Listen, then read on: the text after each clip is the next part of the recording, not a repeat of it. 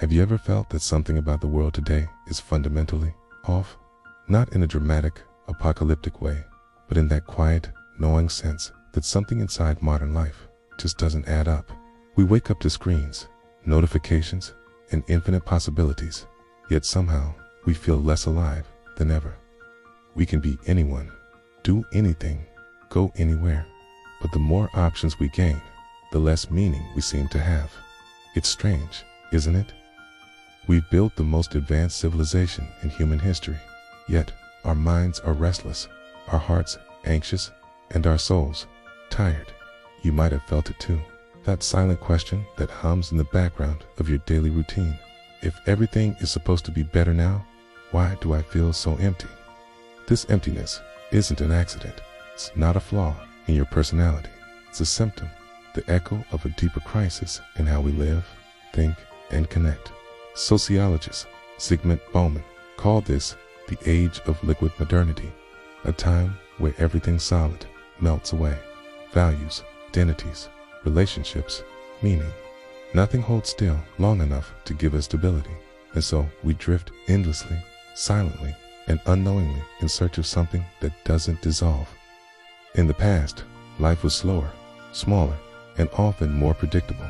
You were born into a place, a community, a role, and though that world was limited, it had shape.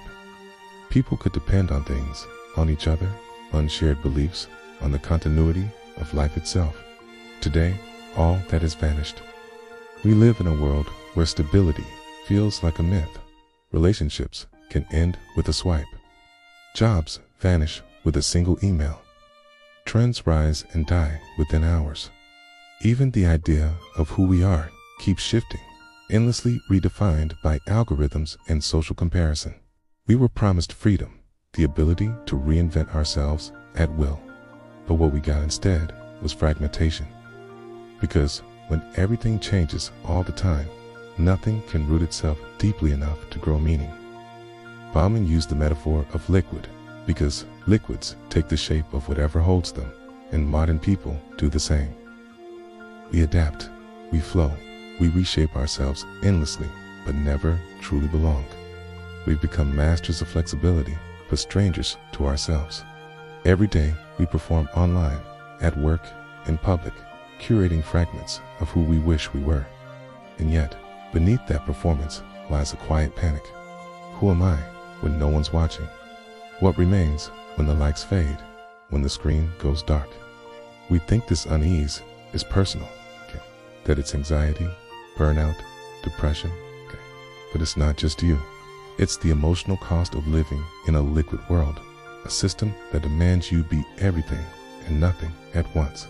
Once upon a time, identity was something inherited, shaped by culture, religion, family, and shared history. Today, identity is constructed.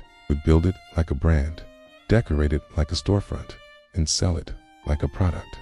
We don't just live, we advertise. Our photos, opinions, achievements, they're all part of a marketing campaign for ourselves. But what happens when your entire sense of self depends on how others react? When you stop performing, do you disappear? Modern society thrives on that insecurity because a person who feels incomplete will always keep consuming.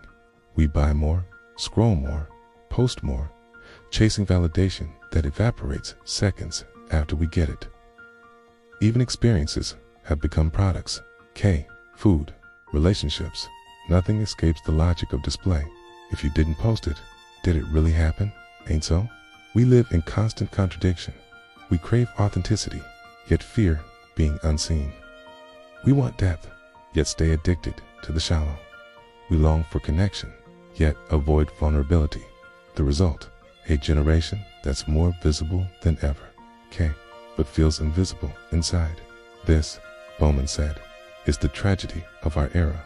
We've mistaken motion for progress, change for growth, and choice for freedom. But choice without meaning is chaos.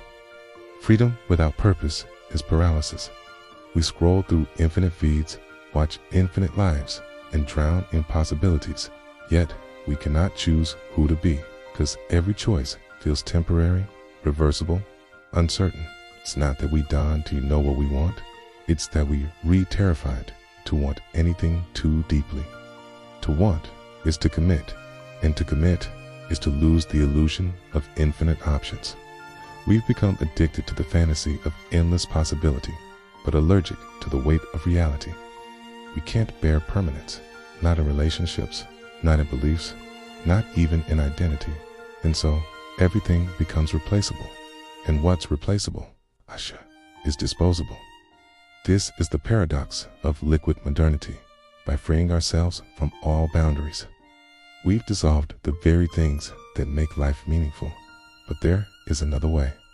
To resist this liquid world is not to reject progress, but to rediscover depth. To stop drifting and learn to anchor again. That begins with presence. To simply stop, to notice where you are, what you feel, what truly matters is a radical act, because a society built on distraction fears nothing more than your stillness. Reclaiming your attention is the first rebellion. Choosing to commit to a relationship, a purpose, a truth is the second. Every act of genuine connection, every decision made with intention is a small victory against the chaos. You, Dan T., have to escape the modern world, but you can stop letting it define your worth.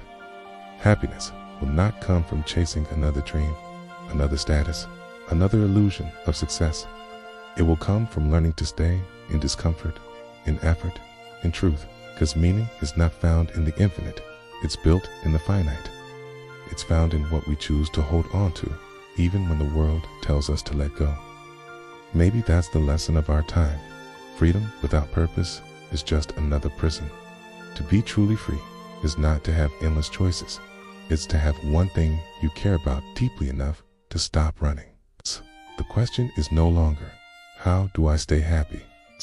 What is worth my pain? Because the things that root us, love, commitment, purpose, often hurt, but they also heal. So next time you feel that quiet emptiness, don't run from it. Listen to it. It's not weakness. It's awareness. It's your soul reminding you that you were not meant to live on the surface. Maybe, just maybe, real freedom begins when you stop drifting, start choosing what's worth staying for.